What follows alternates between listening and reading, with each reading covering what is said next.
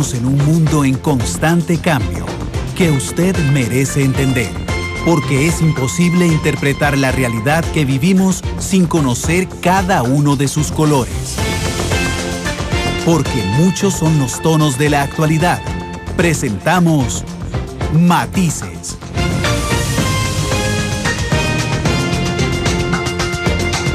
Una producción de Noticias Monumental.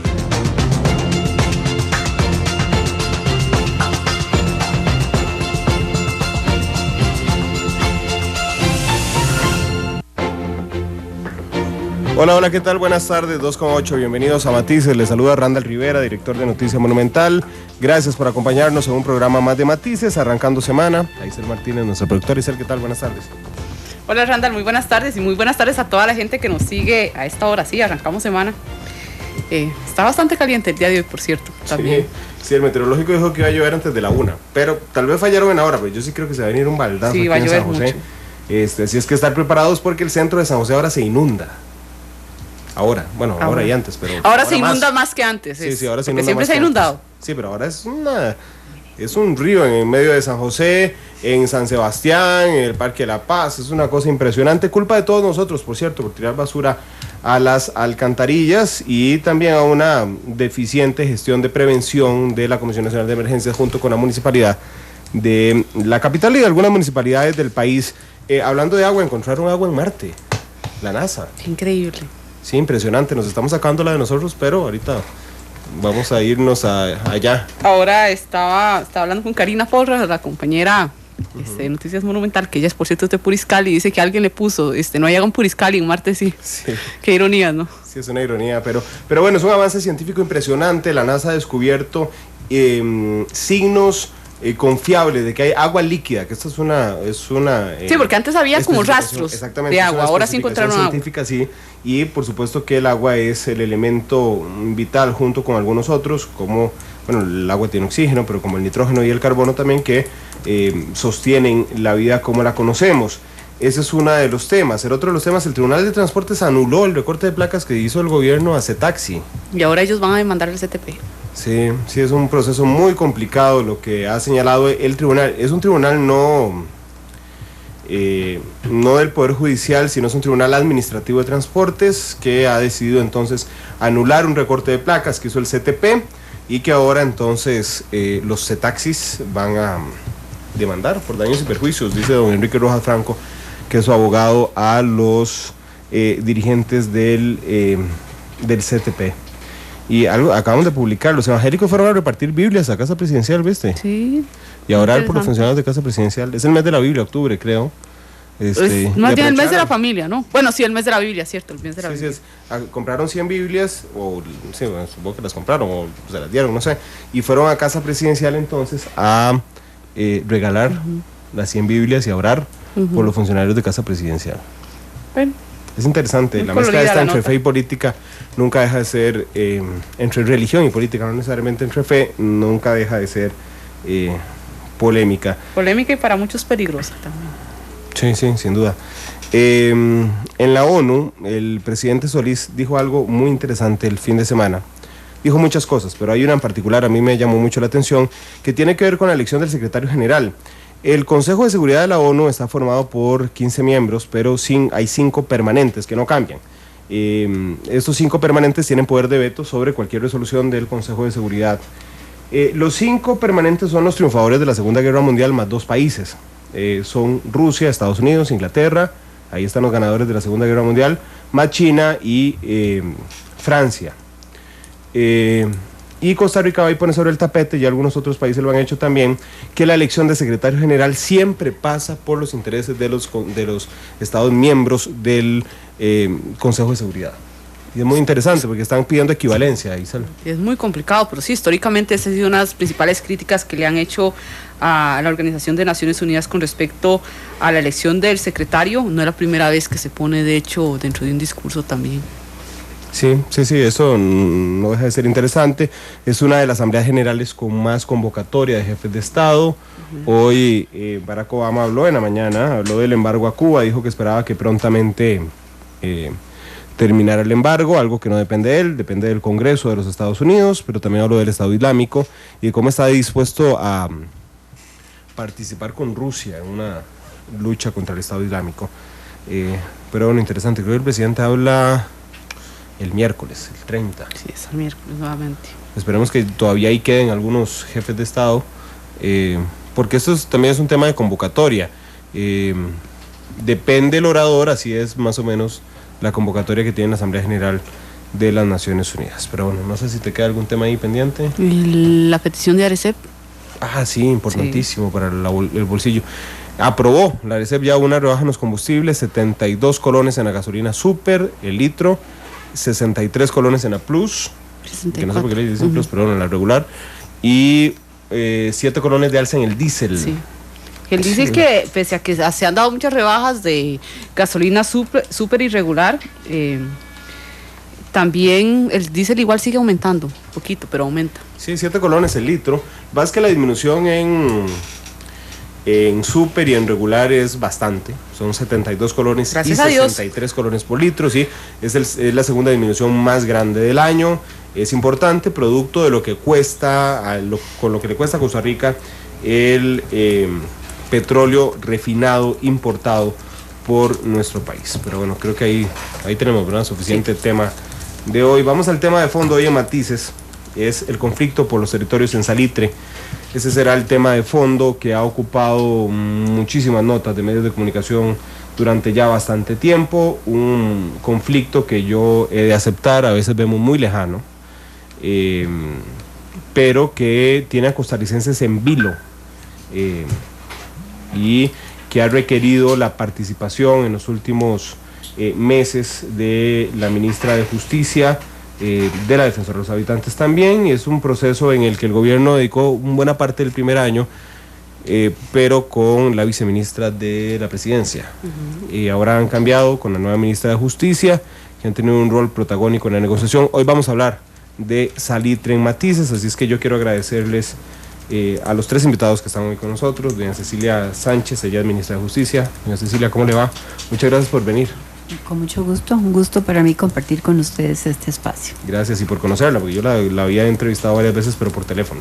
Así es que gracias por estar aquí. Montserrat Solano, la Defensora de los Habitantes, quien ya ha estado varias veces aquí. Doña Montserrat, ¿cómo le va? Buenas tardes. Muy buenas tardes y un gran saludo a todos quienes nos escuchan. Y muy feliz de poder tener estos espacios para explicar la problemática de Salitre, que como usted bien lo dice, mucha gente lo ve muy de lejos, pero también usted dijo algo importante, que son costarricenses todos, y bueno, explicar también, tener esta posibilidad de explicar los derechos de los y las indígenas en relación con sus tierras ancestrales. Muchas gracias. Gracias, doña Montserrat. Vio como ya aprendí a hablar en clave habitantes.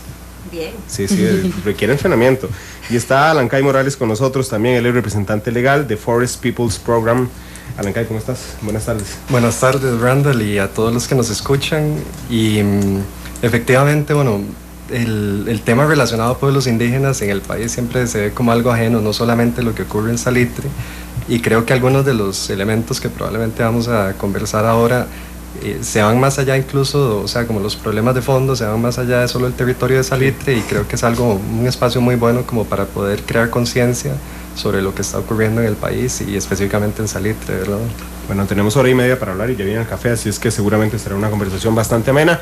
Nada más déjeme ir a una introducción muy corta que preparó Isel sobre qué es lo que pasa en Salitre, y venimos para entrar de una vez a conocer las causas, las características del conflicto y en qué ha parado este tema. 2:17, vamos a este reportaje sobre lo que pasa en Salitre.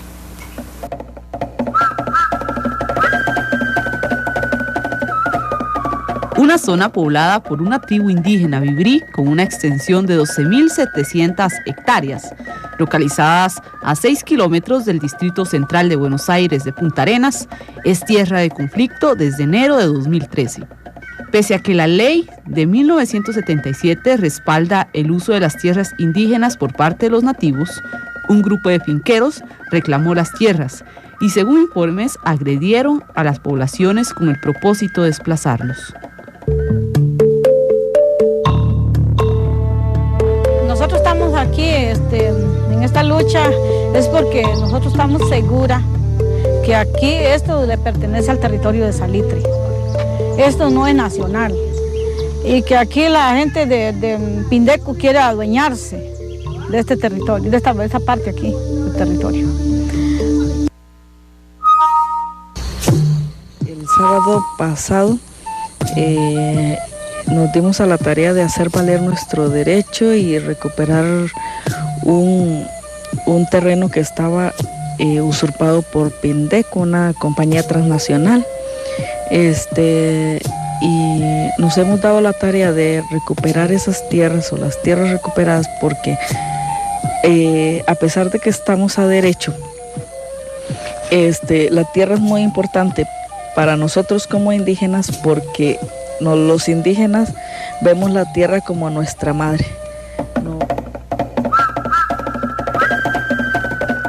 Se estima que el 40% de las tierras están ocupadas por personas no indígenas.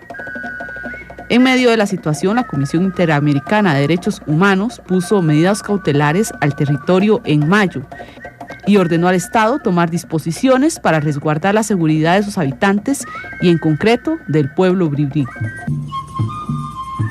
Desde sus inicios, el gobierno y la Defensoría de los Habitantes han mediado en el conflicto. Incluso días atrás, la ministra de Justicia y Paz, Cecilia Sánchez, viajó al cantón de Salitre para presentar a los indígenas de la zona una propuesta de protocolo para la implementación de las medidas de protección. Entonces, esto le pertenece al territorio de Salitre y si ellos reclaman, ellos tienen el derecho. Por hoy, que estamos solidarizándonos con los hermanos indígenas de acá,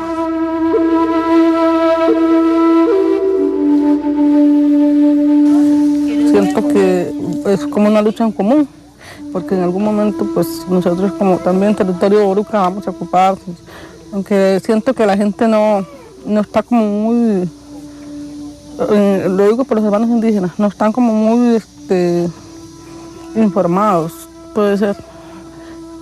De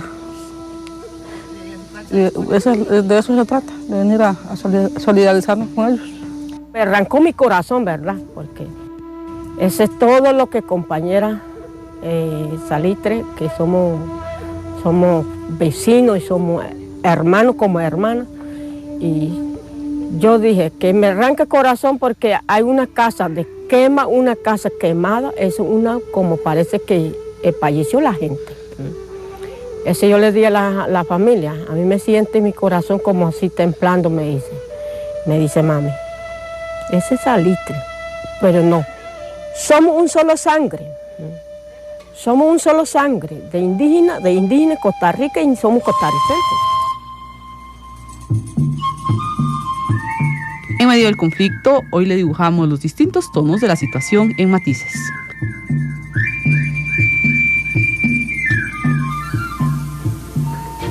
Dos de la tarde con 21 minutos. Ahí teníamos la introducción, pero yo le iba a pedir a doña Montserrat también que nos ayudara a irnos un poco más atrás y que le explicáramos hoy a la gente qué es lo que pasa en Salitre, doña Montserrat. Primero, muchísimas gracias. Como ustedes bien saben, la Defensoría de los Habitantes ha estado siguiendo la situación de los indígenas en Salitre. Y empiezo por una cuestión jurídica, y es el derecho que tienen los indígenas a sus tierras. Es un verdadero derecho de propiedad sobre sus tierras.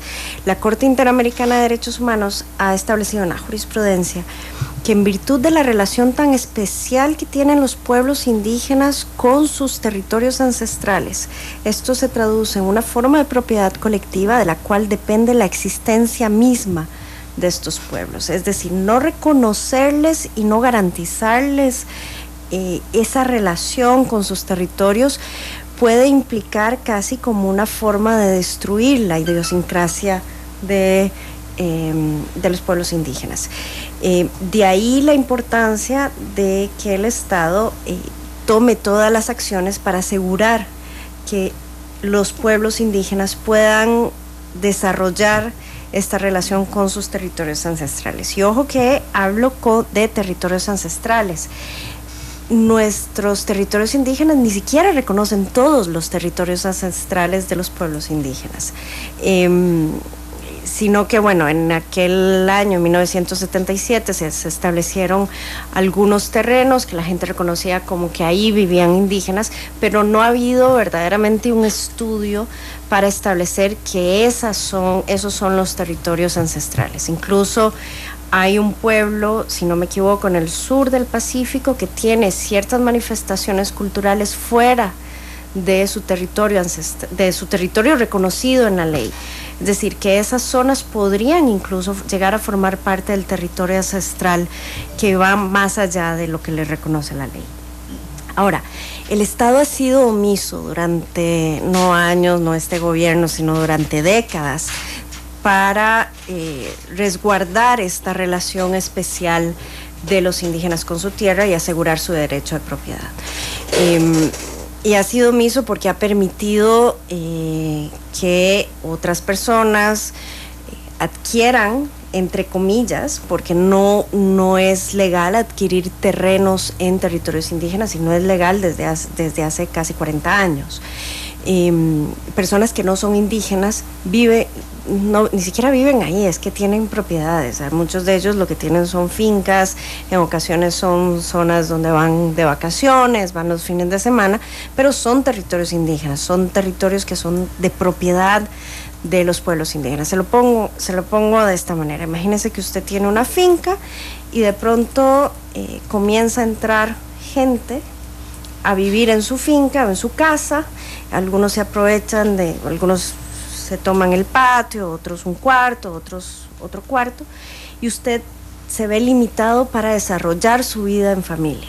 Eso es más o menos lo que pasa con los territorios indígenas. Y además, frente al Estado, no tienen respuesta. El Estado no les ha ayudado a sacar a estas personas, aun cuando se han planteado denuncias.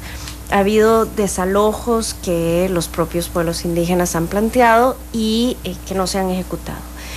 Nosotros hemos estado varias veces en Salitre. Yo en lo personal he estado 2 veces, la última vez, conversando con todos los indígenas, con personas de la región. Lo que hemos detectado es que existe discriminación y racismo en las instituciones públicas que prestan servicios a la población indígena del cantón.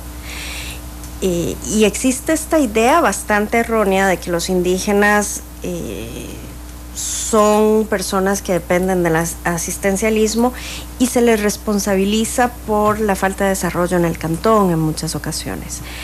No hay un reconocimiento en la zona de la identidad de los pueblos indígenas, ni su aporte cultural al país, ni su aporte a la historia del país. No hay conocimiento, comprensión ni respeto sobre los derechos humanos de los pueblos indígenas, ni de los instrumentos jurídicos nacionales e internacionales. Y además hay una ausencia de diálogo intercultural. Y aquí voy a decir algo que puede sonar muy duro, pero que creo que es cierto. Hay una necesidad de que el Estado reconozca que frente a los indígenas el Estado no es étnicamente neutro, y que es necesario generar mecanismos de comunicación intercultural por parte del Estado, reconocer distintas formas de resolver conflictos de los indígenas, que incluso pueden ser hasta más efectivas que las nuestras. Ellos, los pueblos indígenas, están a años luz que el resto del país en materia de resolución de conflictos, de discutir entre ellos. Y yo creo que nosotros como Estado no podemos llegar donde los indígenas a plantearles nuestra forma de resolver conflictos, sino que hay que entrar en un diálogo intercultural. El año pasado, y creo que hace 2 años empezó el tema de que varios indígenas se enfrentaron a un grupo de finqueros, como les llaman ellos, que pretendieron poner una barrera dentro del territorio. El pueblo indígena se levantó, reclamó que eso no podía ser, y ahí fue donde comenzaron los roces. Comenzaron estas tomas por la fuerza de terrenos que personas no indígenas habían tomado. Y a ver, la Defensoría no comparte el uso de la fuerza. Lo que pasa es que frente a la inacción del Estado, se puede entender que los pueblos indígenas no tengan en este momento otra salida más que tomar muchos de esos terrenos por la fuerza. De ahí la importancia de que el Estado tome acciones concretas y efectivas. El año pasado se volvió a dar un pico en la violencia en Salitre y este año también. A mí me ha tocado prácticamente todos los fines de semana de las últimas 2-3 semanas, no más, como un mes y medio, estar en contacto con gente en Salitre en virtud de actos de violencia. Y actos de violencia muchas veces de los finqueros a los indígenas. Nos comentaban en la última visita que estuvimos allá en Salitre que hay varios finqueros que han intentado que los maestros no lleguen a una escuela y los amedrentan, etcétera. Y tienen estos maestros, son maestros indígenas que llegan a una escuela porque ahí hay un par de niños indígenas y tienen todo el derecho de conocer su cultura, aprender bribri, etcétera. Esto es un poco así en términos generales la situación que se da. Obviamente en mayo, como bien lo decía la nota, se emiten medidas cautelares por parte de la Comisión Interamericana para exigirle al Estado que tome medidas para proteger la seguridad de los indígenas. Nosotros, como institución nacional de derechos humanos, tenemos la posibilidad de supervisar el cumplimiento de las medidas cautelares, y lo que vimos en una gira que hicimos allá hace como un mes es que lamentablemente, y a pesar de que la Comisión Interamericana exigía la consulta con los pueblos indígenas de las medidas de seguridad que se iban a adoptar, esto no se había hecho, sino que únicamente se enviaron policías, y también lo que vimos es que los policías no estaban muy claros de qué es lo que están haciendo ahí, ni de las circunstancias, ni de la forma en que se da el conflicto, ni cuáles son los derechos de los indígenas, ni cuáles son los grupos indígenas que están en la zona.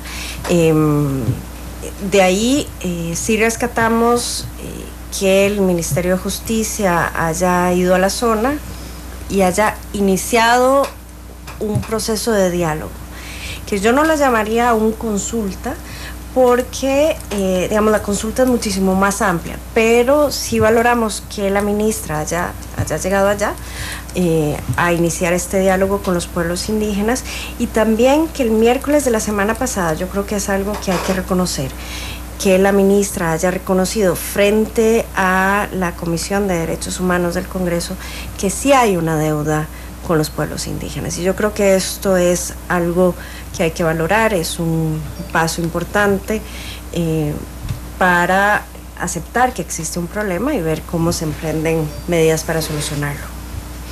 Doña Cecilia, si ya hay una legislación que establece que desde los años 70 ellos tienen derecho a que se les sea protegido el territorio, ¿por qué es tan difícil este conflicto?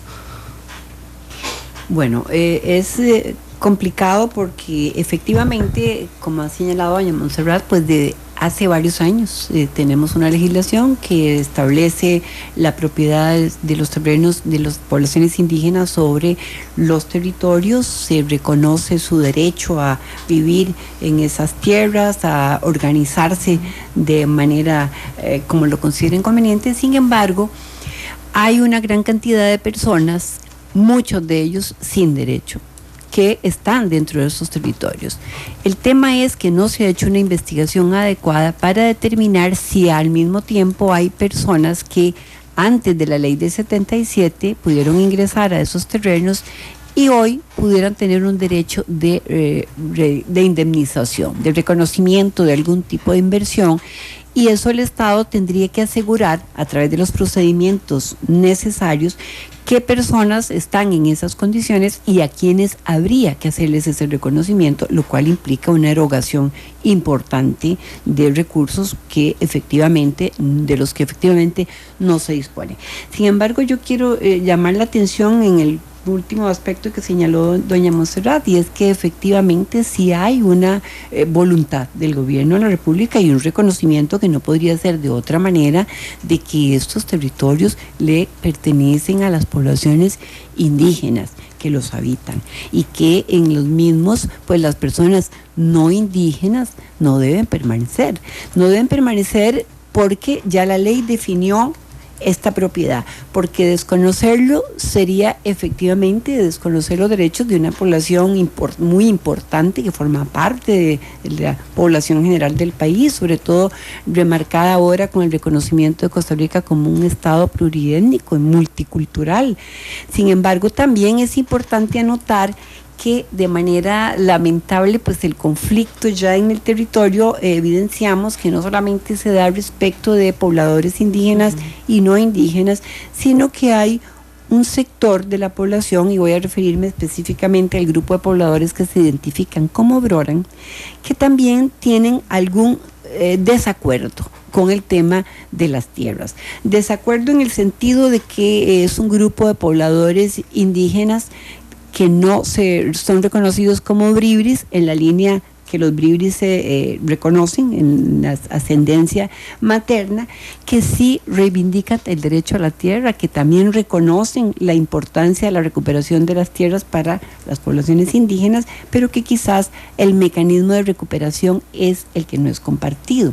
Esto también ha generado algún grado de desencuentro en el tema educativo, ¿verdad? En el tema de la escuela, donde ha habido un conflicto entre maestras bribris y este otro grupo no bribri, que provoca pues que en estos momentos haya 35 niños no asistiendo a la escuela. Este conflicto está siendo abordado, también la Defensoría ha estado presente, le da seguimiento con las autoridades del Ministerio de Educación Pública, que tienen la obligación de darle una respuesta a esta situación, en virtud de que hay que tutelar los derechos, por supuesto, de los menores que están resultando afectados. Pero si dijéramos específicamente que ha faltado voluntad política en los últimos años, sí ha faltado, en los últimos años, no específicamente en este gobierno, es un tema que se viene arrastrando, la decisión de haber establecido que era indispensable definir quiénes son las personas que tenían derecho a permanecer en el territorio, que son los pueblos indígenas, y quienes, estando ahí, no tienen ningún derecho, o a quienes sí habría que reconocerles algún tipo de indemnización. Ha habido una serie de desalojos administrativos que se han intentado a través de Seguridad Pública, que en este caso es el órgano competente. Algunos de estos desalojos han sido judicializados, lo cual nos obliga como Estado a esperar la solución judicial de los mismos, y otros que no se han ejecutado. En algún momento se tuvo la preocupación de que la ejecución de estos desalojos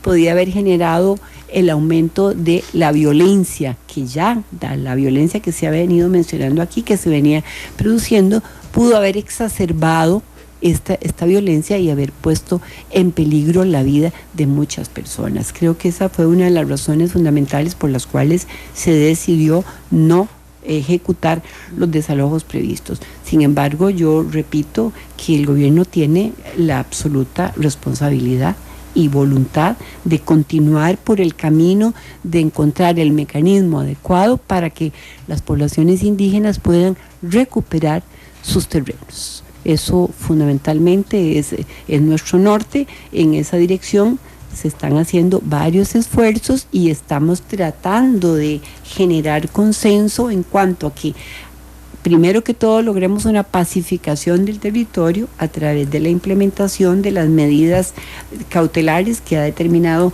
la comisión, pero que igualmente reconocemos que la implementación de estas medidas no puede separarse de la ruta de respuesta a la solución del conflicto, y que para esto pues es necesario articular consensuadamente una hoja de ruta que nos permita ir marcando los pasos que se pueden ir dando con efectividad en esta búsqueda de lograr una respuesta satisfactoria. Antes de darle la palabra a Lancay, más o menos quería resumir lo que a nosotros nos queda de lo que ha pasado, y cualquiera de las dos puede corregirme si hierro en alguno de los momentos. En los años 70 se da la ley de reconocimiento de territorios indígenas, ¿verdad? A partir de ese instante lo que se ha identificado como tierras ancestrales de los indígenas es propiedad de los indígenas de manera colectiva. Después de ese tiempo surge la incursión de grupos, antes o después, eso es un tema de discusión, pero bueno, digamos, lo que los indígenas dicen es que después se da la incursión en esas tierras, ¿verdad? Hay un vacío histórico ahí donde durante muchos años no pasa nada. Después ahí surge el conflicto porque los indígenas dicen es que estos señores ingresaron después a estas tierras, hicieron las fincas, hicieron todas las cosas. Ese es el conflicto principal. El Estado y el gobierno, en este caso, en este cuatrienio, entiendo lo que dice, bueno, sí, los señores van a tener que salir de alguna forma. Aquí la diferencia es si hay que pagarles una indemnización o no, pero tienen que salir. Pero dentro de la población indígena hay una diferencia más entre Bribris, y me repite el otro nombre, doña Cecilia, Broran, ok, entre Bribris y Broran, que los Broran dicen que ellos también tienen derecho a esos territorios porque son sus tierras ancestrales. Ahí está bien la radiografía que acabo de hacer del resumen de 1 minuto. Sí, solamente quizás aclarar que, sin embargo, Broran y Bribris seguirían siendo pueblos indígenas que tienen derecho a la recuperación del territorio. La división o la distribución a lo interno pasaría por el tamiz de las formas indígenas de resolver sus conflictos y de distribución. Okay. Desde tu perspectiva, vamos a ver por qué. Viéndolo así, en el resumen que acabo de hacer es relativamente sencillo. Uno podría decir, bueno, es muy fácil, sacan a los señores, los indemnizan. No, desde este resumen, pero con los elementos que empiezan a entrar, digamos, sobre, por ejemplo, quién les vendió a los señores de los finqueros esos territorios, si tienen un certificado de propiedad, qué pasó en esos 70, 2010, en esos 35, 40 años, digamos, de vacío donde no pasó nada. ¿Cuál es la perspectiva de ustedes sobre este tema? Sí, ahí quería nada más agregar un par de elementos que me parecían importantes en relación a lo que se mencionaba ahora. Y uno de los problemas que se ha dado es que, por ejemplo, la ley indígena, en ningún momento se dispone de algún tipo de sanción para la gente que adquiere de alguna forma tierras dentro de un territorio indígena. O sea, como que el único riesgo que hay es que en algún momento pueda perder la tierra por algún desahucio o desalojo. Pero como este es un problema, por ejemplo, a escala nacional, de las 333.000 hectáreas que están como tituladas como territorios indígenas, cerca de un 43% están en manos de personas que no son indígenas. Entonces tenemos un problema de tipo estructural que no ha sido abordado y que se ha hecho como una bola de nieve, ¿verdad? Cada vez va creciendo más y se va haciendo como un poco más complejo.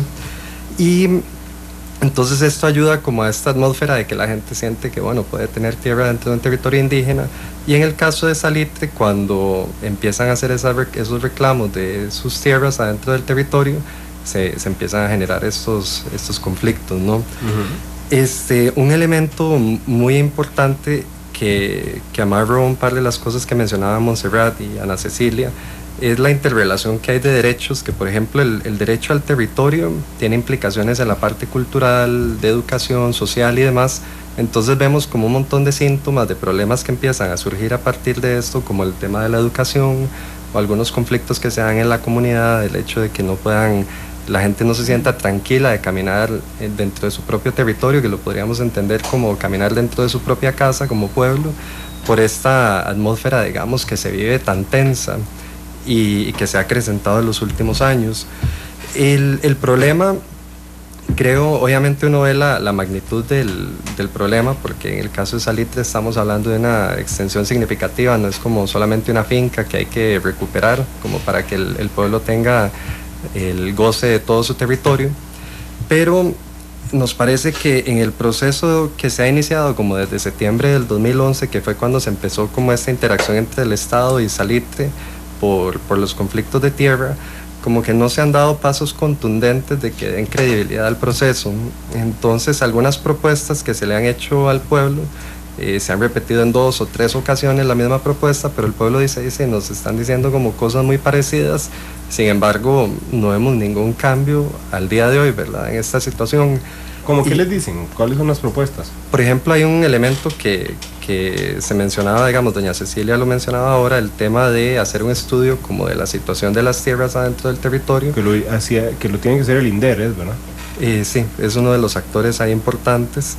que a partir de eso entonces se pueden determinar como la hoja de ruta en relación a quienes podrían estar en lo que llaman de buena fe, que son personas que estaban antes de que pasara la ley indígena, o aquellos, digamos, de mala fe o que tienen las tierras ilegalmente dentro del territorio. Pero esto se ha propuesto, por ejemplo, desde septiembre del 2012 se había propuesto como uno de los pasos a seguir, y a finales del año pasado o a inicios de este año también se había visto la posibilidad de una instancia que colaborara en el proceso, pero luego como que hubo un silencio en eso, ¿verdad? Lo último que supe, pero fue por un medio, porque no, en el pueblo como que también se desconocía, era que por temas como de seguridad y demás, esta institución no iba a seguir en el proceso como de hacer el estudio situacional de las tierras allá. Que era la ERT. El CATI, más bien. Sí, el CATI, sí, me equivoqué de la institución, pero era el CATI. Sí, entonces, tenemos como este tipo de situaciones que también creo que algo que en este momento es sumamente complejo en términos de maniobrar, no sé, a lo interno de este conflicto, es que el nivel de tolerancia de la gente como para temas de verdad, de propuestas y de no ver acciones concretas cuando ya se han dado en más de una ocasión, ya ese nivel de tolerancia está como en el mínimo, ¿verdad? Entonces ya la gente como quiere ver resultados concretos alrededor de esto, y por otro lado no entiende ahí la institucionalidad o a nivel, ¿verdad?, del Estado es bastante lento, hay una serie de cosas que no permiten entonces como generar esa credibilidad en el proceso que se requiere, y entonces no hay puntos de encuentro como muy, muy concretos como para poder avanzar. Eso es uno de los temas que me parece que es importante como ver de qué forma se pueden agilizar algunos de los procesos que se están llevando, porque es una forma de generar credibilidad entre las dos partes. O sea, a fin de cuentas, este proceso que se está haciendo entre el Estado y los pueblos indígenas es una cosa que en diferentes instancias se ha reclamado, digamos, a nivel internacional, en el derecho y todo, que las acciones no deben ser unilaterales del Estado, de imponer y decir esta es la forma en la que se van a hacer las cosas, sino más bien de trabajar de forma conjunta para que la visión de mundo que tiene el pueblo indígena se vea reflejada en las acciones que también el Estado está haciendo, y que no más bien se hagan cosas que terminen socavando derechos del pueblo, porque fue pensado de una óptica, digamos, occidental, y no necesariamente contemplaba como algunos de los elementos que mencionaba Montserrat, como la parte de interculturalidad y cosas por el estilo. Pero ustedes sí vieron como en eso, digamos, el nombramiento de doña Cecilia cuando llega de mediadora. Yo, en mi percepción, aquí lo pregunto con toda transparencia, si la mediadora anterior y los mediadores que hubo anteriormente, pero particularmente en el último de la viceministra de la presidencia, estaba agotado, es lo que entiendo. Es decir, todo el mundo sentía como que le estaban pateando la bola hacia adelante. Sí, eso se sintió bastante, y creo que diferentes actores, no era solamente como del lado de pueblos indígenas, sino que, por ejemplo, el Consejo Municipal de Buenos Aires le hizo una declaratoria de persona non grata. Lo mismo habían hecho en algún momento con Sergio Rojas, eso fue como en agosto del 2012 o algo por el estilo. Y eso ya son manifestaciones de que algo no está bien, digamos, con alguno de los interlocutores. Y en el caso de doña Cecilia se ha venido a refrescar, digamos, ese ambiente. Me parece que es algo muy positivo, porque a fin de cuentas, aunque hubieran buenas intenciones, ya había muy poco margen de maniobra de lo que se podía lograr con lo que había anteriormente, y también siento que es como un reflejo de que se le está dando prioridad al tema. Recientemente la visita que tuvieron estuvo presente también la viceministra de Seguridad y demás, entonces esos son buenos indicadores, pero como le comento, hay algunas cuestiones como que se buscan más concretas o tangibles en el proceso, que es como en lo que se está tratando de avanzar en ese sentido. Le robo unos minutos para ir a la pausa, a la primera pausa comercial. Son las 2:46, estamos hablando de Salitre hoy aquí en Matices, gracias a quienes nos escuchan en vivo y a quienes nos observan esta noche en Canal 2 a partir de las 8 de la noche. 2:47, vamos a la pausa y volvemos.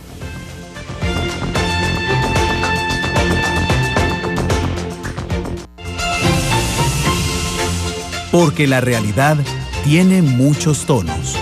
Matices.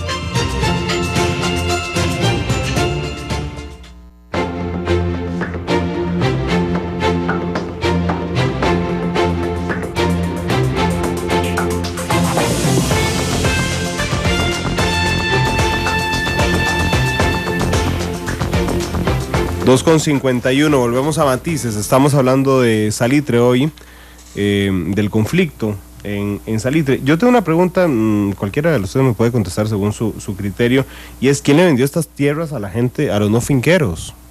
¿Se las vendieron o fue una usurpación, digamos, ilegal?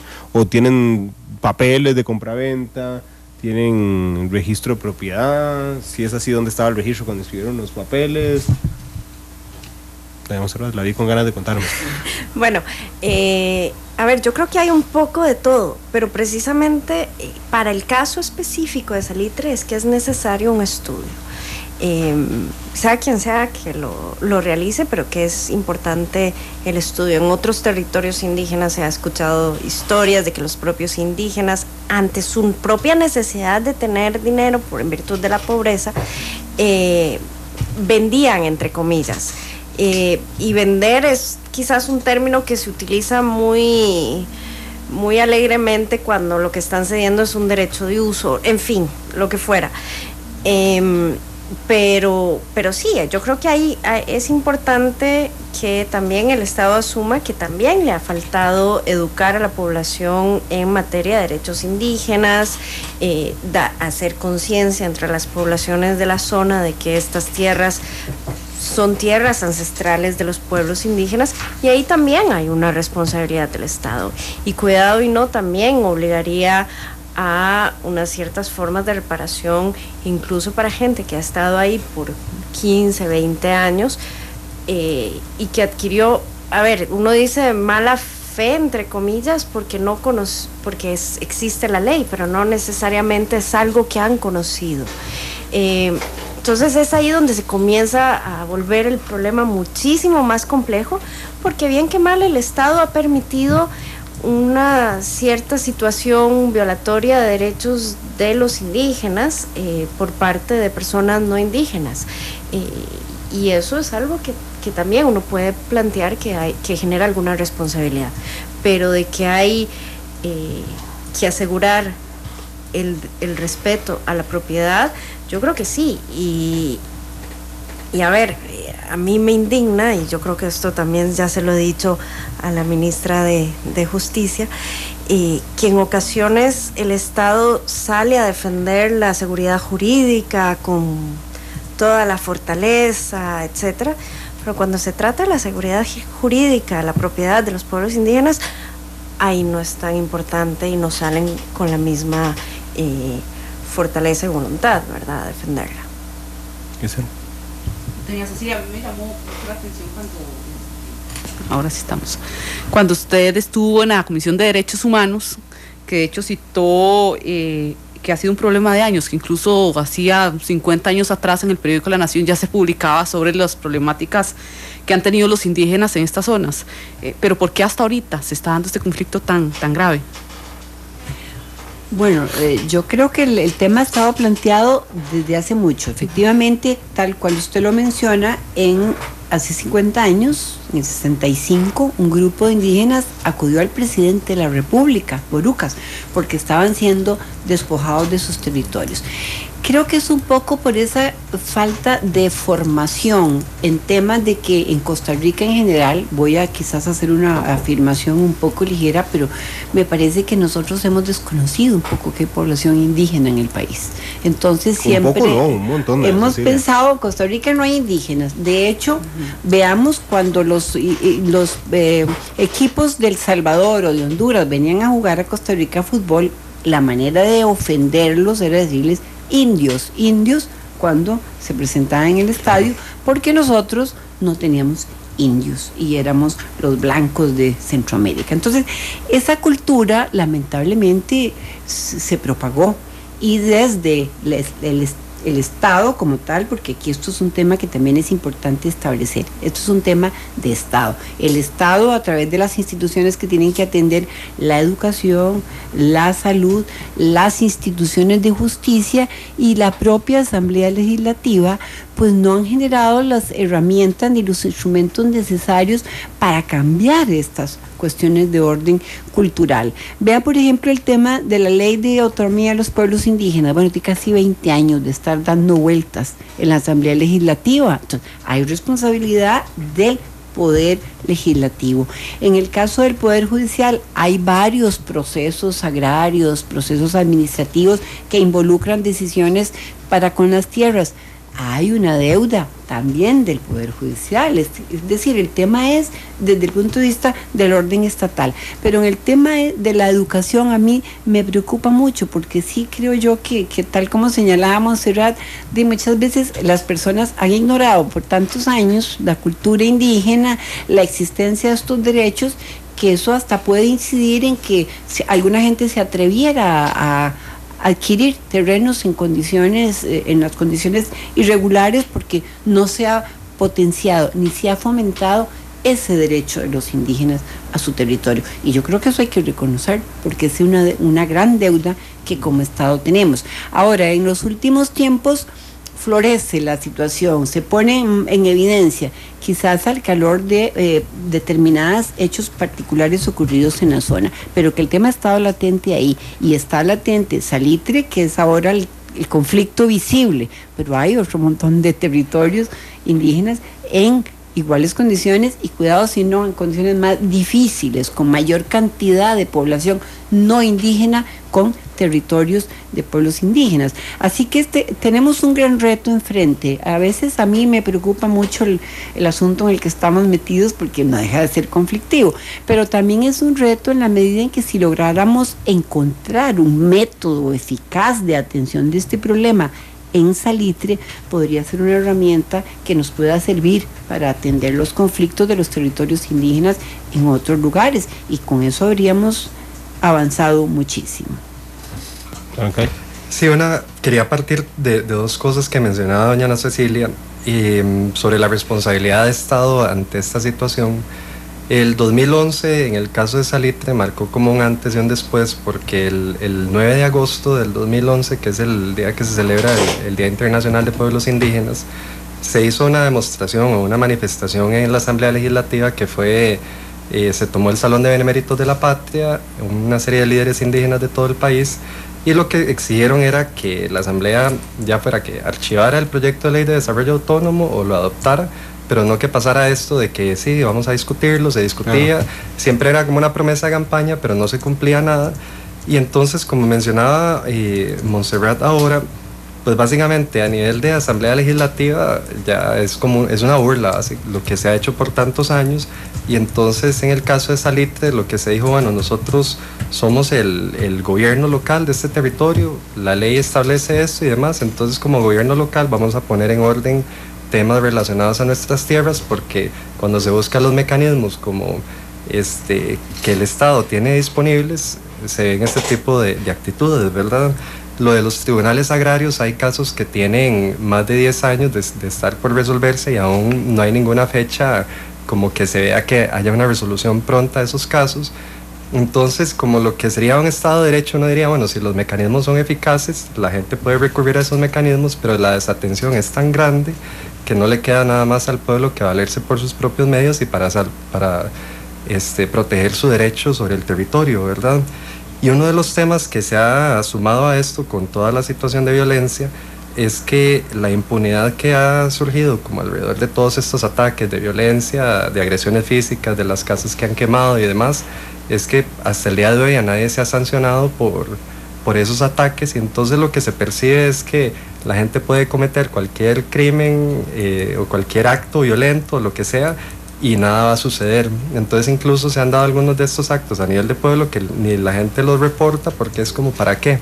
Si nada sucede con eso, ¿verdad? Entonces esto simplemente no ayuda como en la interacción con el Estado, que se ve, digamos, con el Ejecutivo un poco lo que hablábamos anteriormente, que no hay acciones como concretas en ese sentido, con el Legislativo, la burla que se da con el proyecto de ley de desarrollo autónomo, la parte judicial. Entonces, ¿qué le queda al pueblo más que valerse por sus propios medios para proteger lo que ellos consideran más sagrado y más importante, que es su territorio, ¿verdad? Sí, y es muy complicado. Yo quería preguntarle a doña Cecilia, ahora que dijo este tema de la blanquitud, digamos, en los costarricenses, estaba recordando un escrito de 1832 de Montúfar y Coronado, cuando le cuenta a Guatemala, manda a Guatemala a contar cómo es Costa Rica. Entonces la declaración que hace es que si no, en Costa Rica hay muchos blancos. Esa es la declaración que le hace a Guatemala, describiendo a Costa Rica, digo, producto de las matanzas crueles que ocurrieron durante la época de la conquista. Usted ahora dijo hay muchos temas judicializados de los desalojos administrativos que se han nombrado. Cuando dice judicializados, ¿se refiere a procesos contenciosos administrativos o a recursos de amparo que están pendientes de resolverse, doña María Cecilia? En algunos casos ha sido procesos contenciosos administrativos que frente a cuando se notifica el desalojo, hay un plazo, 72 horas para hacerlo efectivo, durante ese plazo se judicializa y entonces ya no se puede ejecutar por la vía de la policía administrativa. ¿Y hay alguna resolución ya de alguno de esos casos que nos permita por lo menos proyectar la línea jurisprudencial en esos temas? No, ahorita de estos de Salitre no ha habido ninguno resuelto. ¿Y cuántos hay pendientes? ¿No sabe? Más o menos hay 6 o 7 que están pendientes. ¿Pero son contenciosos todos? Sí. ¿A la sala cuarta han ido, que usted sepa? No, por este proceso ahorita no tengo noticia. Claro, porque es muy rápido, no le sirve. Es muy rápido la resolución del recurso de amparo, entonces no le sirve a la gente ir ahí. Y la otra es la carga de la prueba. Ante la gente que tiene... que se tiene que estudiar si estaban antes de que entrara a regir la ley o después, la carga de la prueba ¿a quién le toca? Es decir, ¿son los habitantes los que tienen que probar, los finqueros, como le llaman ellos, los que tienen que probar que estaban antes de que entrara a regir la ley, o es el Estado el que tiene que probarles? Bueno, el territorio es indígena, entonces el no indígena que está ahí es el que tiene que probar desde cuándo está. Es a él la que le corresponde. La carga de la prueba está del lado de ellos. Exactamente. Sí, doña Monserrat, ¿usted por qué cree que vamos a ver, entre el CATIE y ahora el INDER y el tema de los recursos que doña Cecilia pone sobre la mesa para hacer este estudio y pagar las indemnizaciones, bueno, para otros hay muchas cosas, hemos conseguido recursos, aquí hay una deuda histórica enorme, porque es que no pasa nada? Bueno, yo creo que hay un tema también de coordinación, quizás de voluntad o de darle la adecuada importancia a este tema. Creo, y me corrige doña Cecilia, hay un estudio del catastro que era un proyecto grande del BID que finalizó en febrero, pero creo y tengo entendido que no logró completar todo el mapa, si se quiere, de Salitre. Luego tenemos esta propuesta del CATIE, ahora es la del INDER. Ha habido como muchas intenciones, proyectos que no se siguen, muchos mensajes contradictorios. Le decía ahora ante la pausa que el CATIE, o por lo menos la respuesta que tenemos es que el CATIE no entra a Salitre por un tema de seguridad, pero el INEC acaba de realizar un censo agrario allá. Entonces es como, bueno, ¿cuál es verdaderamente la razón? No sé, habría que consultar, hacer como un foro, a ver exactamente qué es lo que está pasando. Yo creo que en este momento los indígenas tienen un reclamo, y con toda la razón, de que se les den respuestas concretas, que se den pasos efectivos, una señal clara, porque la credibilidad es nula en las instituciones del Estado, pero nula, es que no creen en ninguna promesa. Incluso me decía uno de los líderes indígenas, bueno, van a venir aquí, nosotros vamos a firmar uno de los muchos papeles que hemos firmado y que no se han cumplido, y nos preguntaban, bueno, ¿cómo hacemos para generar un proceso en el que nosotros los indígenas podamos pedirle al Estado que no abandone unilateralmente un proceso de diálogo como ellos lo han visto y lo han sufrido durante muchos años, y en múltiples ocasiones, porque sí, efectivamente se han dado múltiples negociaciones, muchas idas y venidas, múltiples reuniones, y no pasa nada concreto. Entonces, en este momento yo creo que sí el Estado tiene que dar señales claras, concretas, de que se van a dar pasos hacia el respeto de la propiedad de los pueblos indígenas. Pero no se puede hacer de cualquier manera. Hay que respetar las formas de los indígenas. Y cuando uno está allá, uno reconoce y ve que los indígenas tienen una profunda necesidad de hablar y que se les escuche. Y hay que empezar por ahí, y también respetar sus foros, que es como cuando uno llega a la casa de alguien, y bueno, más o menos pedir permiso para poder entrar, y respetar sus formas. Al final de cuentas, son ellos los que nos invitan a entrar y además uno no puede llegar allá con una serie de formas preconcebidas, con una agenda que son con los tiempos de uno, del Estado, a mí no me gusta decir blancos, pero de los no indígenas, cuando los tiempos de los indígenas son distintos y hay que respetarlos. Así que yo creo que es importante no solo dar señales, sino también dar señales con respeto a las formas de los pueblos indígenas. Voy a exponer un panorama que es muy extremo tal vez, pero tal vez me pueda servir para plantear la siguiente pregunta. Cuando uno ve la situación que por ejemplo vive Medio Oriente, uno se da cuenta, incluso lo que han dicho los analistas aquí es que se ha dado porque incluso los territorios de muchas culturas se han visto separados artificialmente por las mismas líneas de los grupos que estuvieron interesados en dividir, porque ellos querían las fronteras y todo eso. Cuando se entra dentro de estos territorios y no se respeta, como ha pasado en otros países, en otras esferas, ¿qué podría pasar? Y esto nos puede servir como por un ejemplo, ¿qué podría pasar de aquí en adelante si no se logra resolver bien este conflicto? A ver, ahora estaba buscando las cifras y tal vez Alancay tiene cifras más actualizadas, pero en América Latina hay como unos 1000 pueblos, distintos pueblos indígenas, 900, un poquito menos de 1000, pero como unos 800, 900 pueblos indígenas. Y hay muchos de estos pueblos indígenas que están desapareciendo porque su identidad desaparece, no porque necesariamente los descendientes desaparezcan, pero porque pierden su cultura, pierden su idioma, pierden sus costumbres. Y estas costumbres están muy enraizadas en esa relación especial con la tierra. De ahí que lo que nos estamos jugando, más que conflictos de territorio y de límites, es la permanencia de los pueblos indígenas. Creo que son 200 pueblos indígenas que en este momento están en riesgo de desaparecer en América Latina. Y no digo que los nuestros estén en ese estado. No sabemos cuántos de nuestros pueblos indígenas desaparecieron antes del siglo XIX, pero como país tenemos una obligación de asegurar que estos pueblos indígenas mantengan su cultura, mantengan sus tradiciones, y no solo mantenerlos como si fueran piezas de museo. Suena espantoso lo que estoy diciendo, pero es que no se trata de eso, sino también para nosotros poder aprender. Estuve en el Tribunal de Justicia Indígena de Cabagra.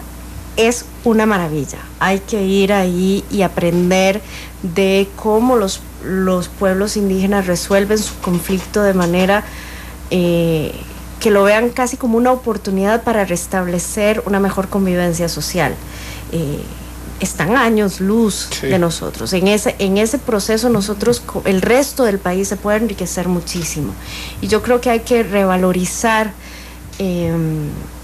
a esos pueblos indígenas y a esas culturas que también son costarricenses.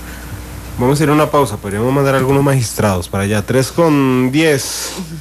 Vamos al corte comercial, regresamos con más de Matices.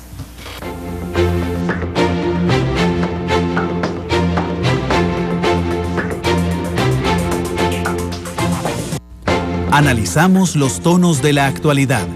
Exploramos sus contrastes. Matices.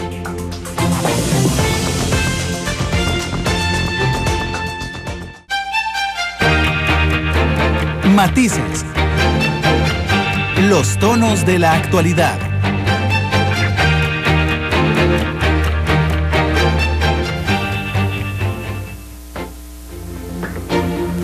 Tres de la tarde con 14 minutos. Nos quedan, señor Cubero, señora, bueno, espero que sea 12 minutos, ok. 12 minutos nos quedan de programa. Alancay, ustedes fueron los que pidieron las medidas cautelares a la comisión, ¿verdad? Correcto. Y se los dan. A mí, la pregunta particular es, porque el panorama es muy complicado. ¿Ustedes qué proponen para arreglar esto? Sí, para ampliar una cosa sobre las medidas cautelares, más allá de Salitre, también contemplan al pueblo de Terra, porque se han dado diferentes casos de agresiones en Terra bastante violentas que iniciaron, bueno, no iniciaron, pero como los últimos fueron desde el 2012 hasta finales del 2013, y tiene que ver mucho con personas que están como defensores de derechos humanos en el pueblo. Y ante esa urgencia, luego como que coincidió una situación en Terra bastante marcada, que fue un conflicto que se dio en el liceo de Terra, y pocos meses después surgió el conflicto en Salitre, y lo que vimos era que había una situación ya estructural en la zona de Buenos Aires, que en cualquiera de esos territorios indígenas a donde algo surgiera, las reacciones probablemente iban a ser violentas, y eso es lo que se ha demostrado hasta el día de hoy, en que siempre que se hace algo surgen ese tipo de reacciones. Entonces, el tema de las medidas cautelares fue porque lamentablemente, como había una desatención absoluta a esta situación, entonces para eso también existen los mecanismos de protección de derechos humanos, como para tratar de generar presión al Estado para que cumpla con sus obligaciones. Y es curioso porque no es curioso en realidad, pero creo que más bien tiene mucho simbolismo, porque la Comisión ve muchos casos de violencia en todas las Américas, y para pueblos indígenas esta es la primera vez que se da algo así en el país. O sea, la situación de urgencia que se veía y de gravedad era bastante notoria, y en ese sentido fue que se manifestó.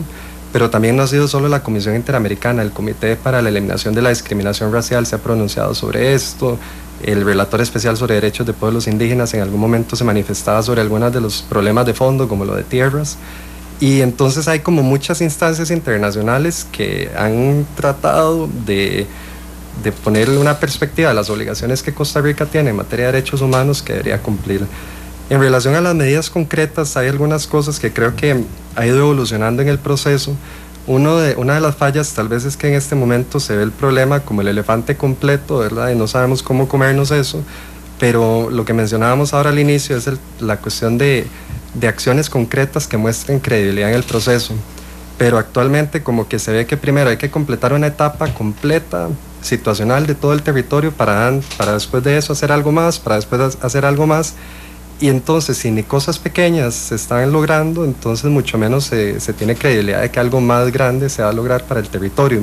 Y eso yo creo que son cuestiones que sería importante ver en la marcha, de qué forma, porque nos preocupa también en términos de viabilidad de este proceso, de qué forma se le da credibilidad, porque a fin de cuentas la interacción entre el Estado y los pueblos indígenas no es como que estamos hablando de independencia y que el pueblo no va a tener ninguna relación con el Estado, sino que más bien se necesitan como cuestiones de colaboración y todo para ver de qué forma hay un disfrute pleno de esos derechos, ¿verdad?, del pueblo.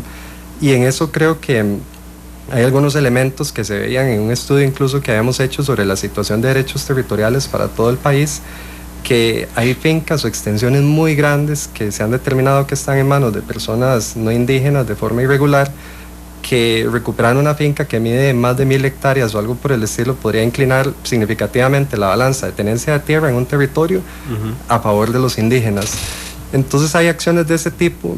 Hay otros procesos que, digamos, hay una situación que se dio en Brasil hace unos años que también la organización estaba viendo, y muy similar a Costa Rica, y lo que se hizo en esos casos fue crear instancias judiciales como para que trataran ese tema específicamente y dieran un trámite mucho más acelerado al proceso, de manera de que no tienen que esperar como esto de los agrarios que llevan más de 10 años para resolverse, sino que se tienen como ver las personas dedicadas única y exclusivamente a eso. Entonces hay acciones que se pueden ver en ese sentido, hay algunas que se han propuesto, pero más allá de lo que nosotros proponemos como organización, nuestro rol más bien ha sido de acompañar al pueblo en este proceso que ellos están llevando, de tratar, por ejemplo, de activar estos mecanismos a nivel internacional y todo, pero ellos son los que son sujetos de derecho y que tienen que hacer la interacción pero directa ellos activan el organismo internacional, en este caso la Comisión Interamericana.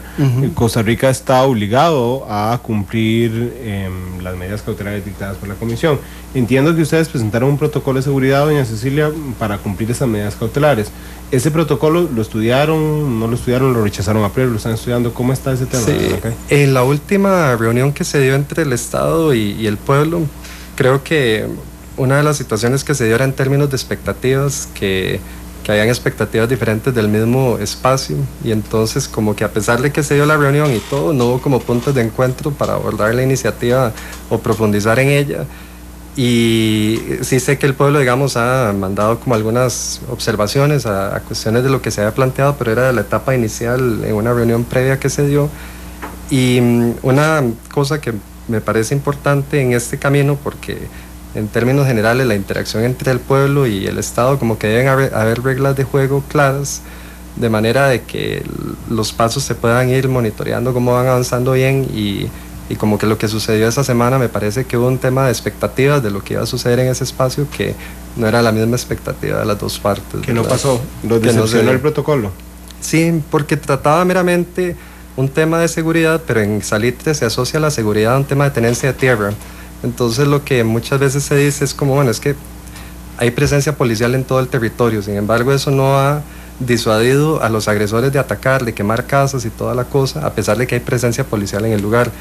Y tenemos una situación que, entonces, como si los agresores están adentro del territorio, ¿de qué forma se puede abordar eso? Es uno de los elementos, por ejemplo, que se manifiesta ahí y que entonces trasciende nada más la presencia, por ejemplo, policial en el territorio. Solo para agregar algo a este tema de la seguridad, bueno, nosotros estuvimos ahí, yo personalmente hablé con algunos oficiales. Lo que nos preocupa es que los oficiales no sabían exactamente por qué estaban ahí.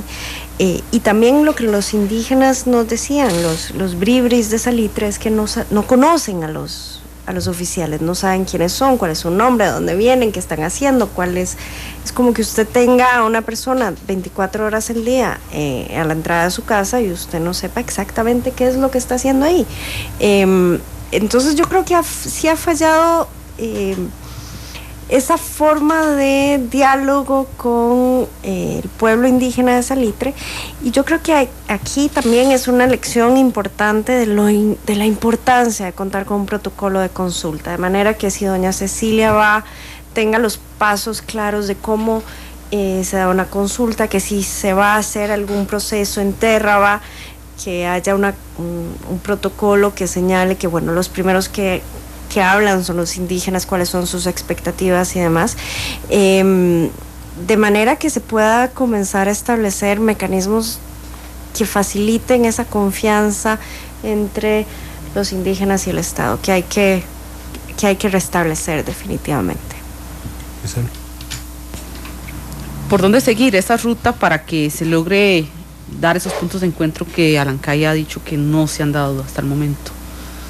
Bueno, en este momento, y en esto doña Cecilia y yo hemos estado en contacto, hay una luz que vemos en un túnel muy grande que hay que construir todavía, y es que los propios indígenas, por lo menos en relación con el conflicto interno en el territorio, han planteado la posibilidad de un diálogo, de un foro, y desde la Defensoría estamos consultando cuál es la mejor manera de hacerlo. Creo que es importantísimo tener una hoja de ruta, como bien decía Alancay, que tenga los pasos claros, donde se les dé espacios importantes a los indígenas para que expresen, para que manifiesten qué es lo que esperan y demás. Y fundamental que el Estado dé señales claras de que algo va a cambiar, que este no es un proceso más como los que ya ellos han pasado muchísimas veces, sino que efectivamente esto va a llevar algún cambio para los pueblos indígenas. Cecilia, ¿cómo restablecer la confianza? Que creo que todo se resume a eso. Exactamente, esa es la parte más difícil del proceso. Como señaló Alancay respecto del encuentro último que tuvimos, sí hubo teníamos expectativas distintas. Nosotros pensábamos que se había dejado una propuesta de protocolo que los compañeros indígenas la iban a revisar, que íbamos a discutir ahí y ellos esperaban por su parte que nosotros a su vez hubiéramos llevado un planteamiento más desde el lado sustantivo de solución del conflicto de tenencia, y eso fue lo que nos provocó este desencuentro en el cual no pudimos sacar ningún acuerdo concreto. Restablecer la confianza es el elemento fundamental. Establecer ese protocolo de intervención de una manera más adecuada a lo que significa entrar en una conversación con pueblos indígenas que posiblemente nosotros no estamos preparados para esa forma, y eso hace que no sigamos necesariamente la forma en que los pueblos indígenas se reúnen, y es una deficiencia de nuestra parte de no llegar con esa herramienta. La confianza yo creo que la podemos restablecer en la medida en que podamos restablecer primero la comunicación, plantear una hoja de ruta y algunas acciones que puedan evidenciar que vamos en la dirección de entrarle al problema de fondo.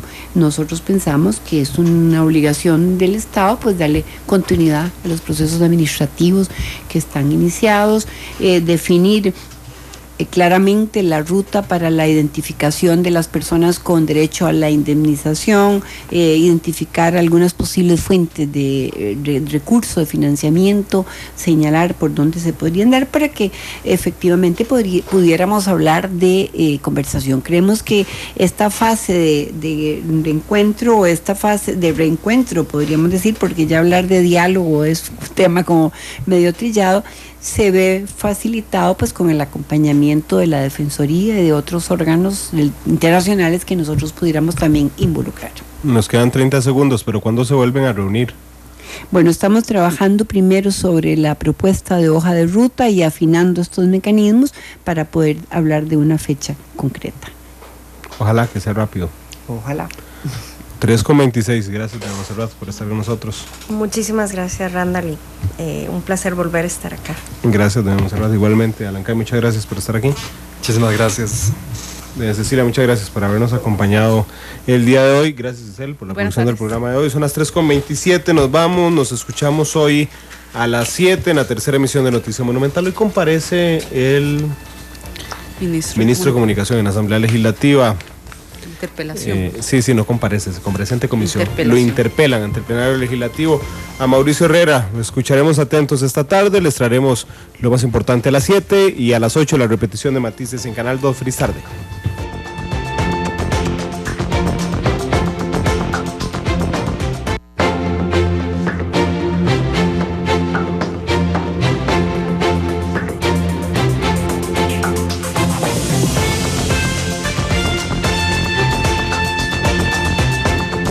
Vivimos en un mundo en constante cambio que usted merece entender, porque es imposible interpretar la realidad que vivimos sin conocer cada uno de sus colores. Porque muchos son los tonos de la actualidad.